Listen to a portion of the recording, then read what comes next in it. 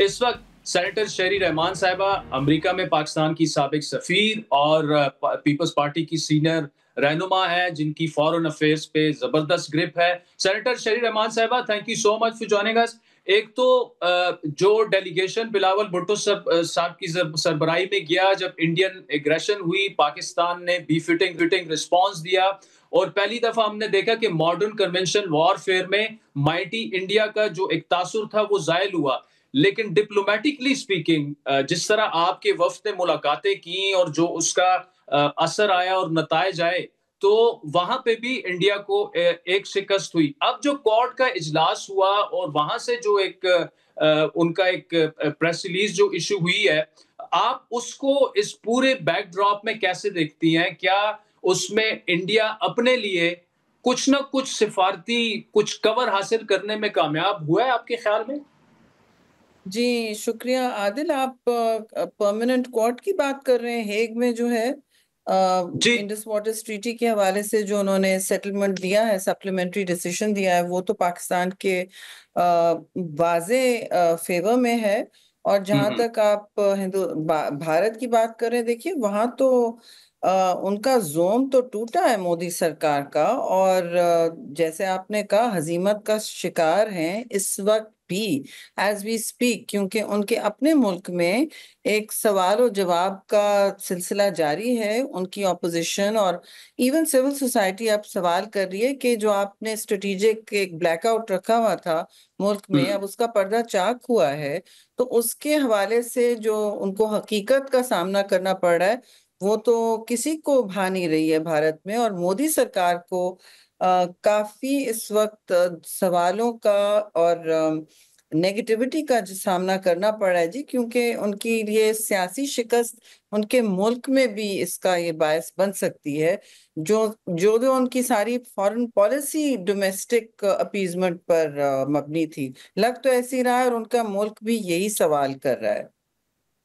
अच्छा सेनेटर साहबा, जो आपका एक कामयाब दौरा रहा, उसके अगर अब फॉलो अप पर बात की जाए, तो क्या कोई स्ट्रैटेजी बन रही है? क्योंकि इंडियन फॉरेन मिनिस्टर की कल की स्टेटमेंट जयशंकर की उठा के देखें, वो तो अभी भी दे आर इन डिनायल। फिर कह रहे हैं कि डोनाल्ड ट्रंप ने सीज फायर में कोई किरदार अदा नहीं किया। हालांकि डोनाल्ड ट्रंप कोई 18 टाइम वो कह जी चुके जी हैं कि मैंने सीज फायर में ना सिर्फ किरदार अदा किया, बल्कि इंडिया पर दबाव डाला कि जी हम जी। आपके साथ बिजनेस लिंक्स जो हैं वो खत्म कर सकते हैं, कम कर सकते हैं।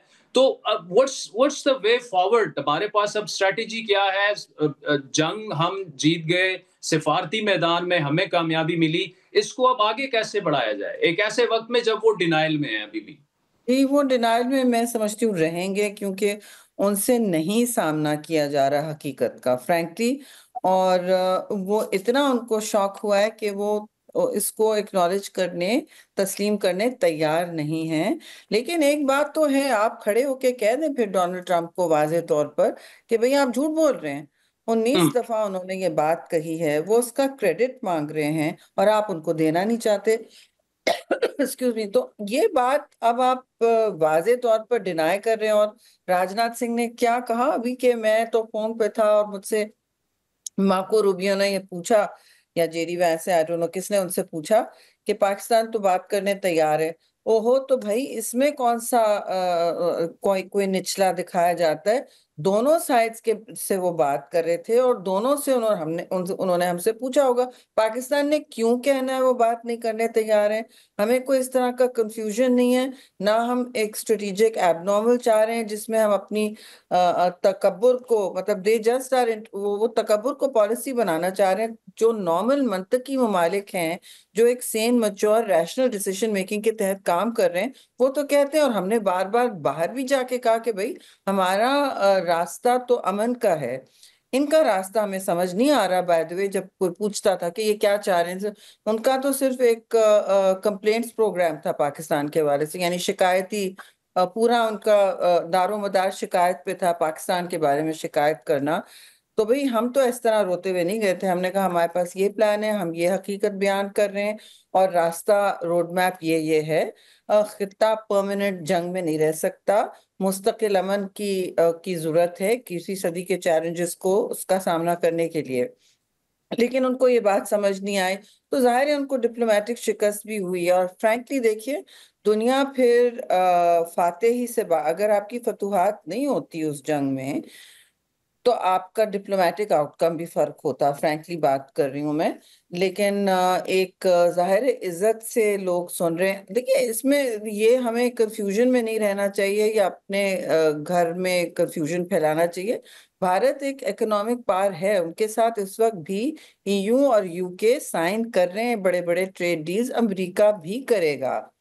लेकिन उनकी आइसोलेशन इस सतह पर स्ट्रैटेजिकली पहले कभी नहीं हुई है। एक तो जंग का सारा सामना है। I mean if you look at अभी एससीओ में जो हुआ है, उनको यकीन नहीं आ रहा था कि बलूचिस्तान में दहशतगर्दी की बात अंदर एलामिया में आ रही है, लेकिन पहलगाम की नहीं आ रही। तो वो मतलब रोंदू बच्चों की तरह स्पॉइल्ड सोर लूज़र की तरह पीछे हट गए कि हम एलामिया में हिस्सेदार नहीं लेंगे। ज़ाहिर है वो कंसेंसस पे होता है, तो पूरी कॉन्फ्रेंस को उन्होंने यरग़माल बना दिया जिस तरह उन्होंने साउथ एशिया को बनाया हुआ है। तो ये सारी बातें they are not lost on the world, ये सबको नज़र आ रहा है कि कौन मैच्योर न्यूक्लियर पावर है और कौन इस वक़्त जो जो बच्चे पसर जाते हैं ना उस दुकान में कि मुझे यही खिलौना चाहिए और उसकी कोई पॉसिबिलिटी नहीं होती, तो इस तरह भारत का इस वक़्त तो बिहेवियर इसी तरह है। वो जो बच्चे टैंट्रम थ्रो करते हैं शोर मचा-मचा के और फिर उनको बाद में मार पड़ती है।